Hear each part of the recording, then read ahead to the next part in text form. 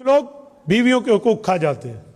एक शख्स के घर में बैठा था, बैठक में बात चल रही थी, मसले की बात आई तो मैंने आयत पढ़ के सुना दी कि भाई जो हकमार है ना, जो न दे और बंदा फौत हो जाए तो मौत के बाद विरासत बाद में तकसीम होगी, पहले हकमार अदा होगा। आप पूछ लें उलमा से, कुरान कहते हैं मिन बादी वसीयती यूसी बिहा औ दैन, पहले दैन, पहले कर्ज अदा होगा और कर्ज में हकमार है। तो मुझे एक शख्स कहने लगा कि मौलवी साहब वाकई सच्ची सच्ची देना पड़ता है अखबार।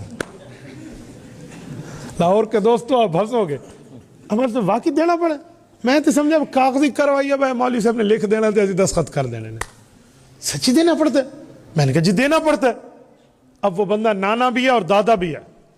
उसके जो बेटे बैठे हुए थे ना, उनने बटवे को ऐसे हाथ लगा, उसने कहा अब्बा हमसे लेकर अम्मा को हक दे दे, खुदा का नाम मन, अब तो हमारी औलादें भी आगे बड़ी हो गई हैं।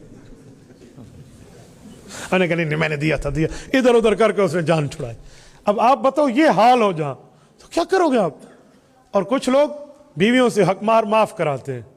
सही तरीके से माफ कराओ तो माफ होता है, गलत तरीके से माफ नहीं होता। गलत तरीका क्या है और सही क्या है दोनों सुनाता हूं। गलत तरीका क्या, माफ कर दो, जी माफ है, माफ है, माफ है। उसे पता ही नहीं है मेरा कितना हकमार है, क्या है, क्या लेना क्या देना, हकमार होता क्या है। वो बेचारी ये समझ रही है वो माफ के लिए होता है। इस तरह माफ नहीं होता। जो सही तरीका है माफ कराने का वो ये है, मसलन हकमार में 2 मोबाइल आपने लिख के दे दिए पैसों समेत।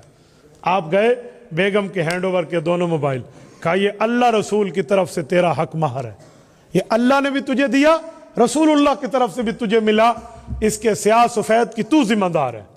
तू उठा, खा, रख, फेंक दे, काले चोर को दे दे, हम तुमसे नहीं पूछ सकते, ये तेरा हक है।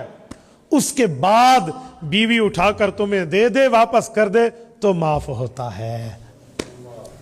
मुझे एक शख्स ने कहा मौलवी साहब अगर यूं माफ कराया तो फिर उस नहीं देना, यूं दिया तो फिर उसने नहीं देना। मैंने कहा जब नहीं देना तो तू माफ क्यों कराता है, तू माफ क्यों करा रहे। तो भाई ये भी हुकूक है ना, तो इस पे भी देखना पड़ता है कि मामला चले कैसे और मामला हो कैसे और बात बने कैसे। ये छोटी छोटी चीजें होती हैं, ये समझने की चीजें हैं। ये आप उलमा से बैठोगे पूछोगे इनसे, ये आप कि जब माँ से बात करो तो अपने कलाम में 3 चम्मच चीनी के डाल दो, कड़वाहट तो निकाल दो, नमक तो निकाल दो उससे। 3 चम्मच किसके डालो, चीनी के।